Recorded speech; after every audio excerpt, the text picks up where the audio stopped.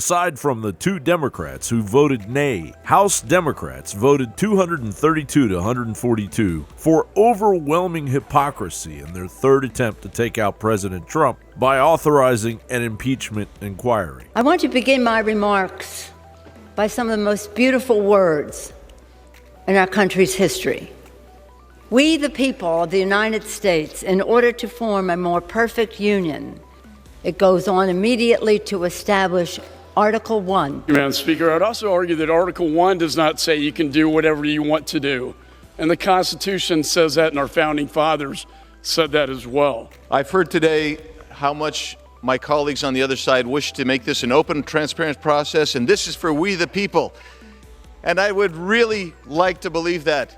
And yet, after they introduce the resolution, they have another week's full of hearings behind closed doors, and they schedule another week's full of hearings behind closed doors. The only difference in this latest coup attempt is that this authorization of the impeachment inquiry appears to the Democrats that they will not shoot themselves in the foot. Article 1 of the Constitution gives the House the right to investigate the president, and we are taking our responsibility seriously. We've heard a lot this morning already, a desire, a desperation almost on the part of my colleagues on the other side of the aisle, that the nation take this body seriously.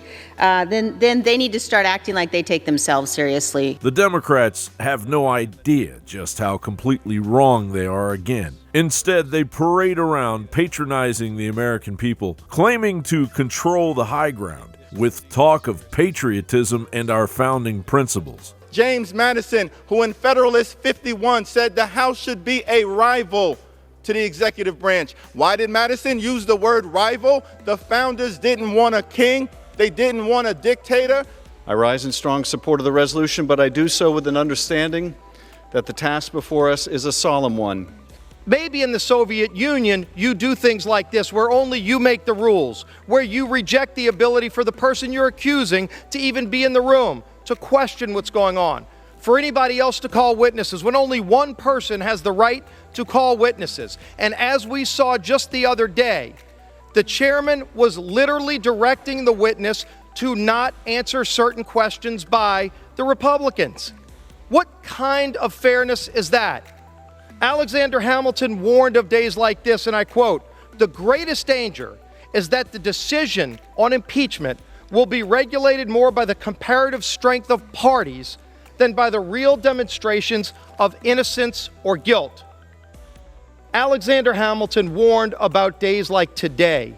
Pulling from the Democrats' hubris-smeared playbook more bold lies in hopes that no one is paying attention, as they continue to manipulate the American people with their cohorts in the media from their gilded cages of globalism. Democrats pushing back. Well, their insistence that the process is somehow flawed betrays their decision not to deal with the substance that makes this process necessary. Amazingly, in the midst of an impeachment vote in the House, the Speaker of the House wouldn't comment on the concerns of the American people. Answered it once, I'll answer it twice. I'm going to answer it one time. These rules are fairer than anything that have gone before in terms of an impeachment proceeding. I'm not here to answer what the Republicans say. If you have any questions, we're doing appropriations, we're doing trade, we're doing drug prices, lowering the cost of drug prices. I'm not here to answer any questions about what the Republicans say. Instead, Nancy Pelosi commented at length defending a member of Congress who recently resigned after being caught cutting a subordinate's hair in the nude and engaging in clear ethics violations. Katie Hill's decision to resign is her decision to resign. She's an absolutely outstanding young public servant.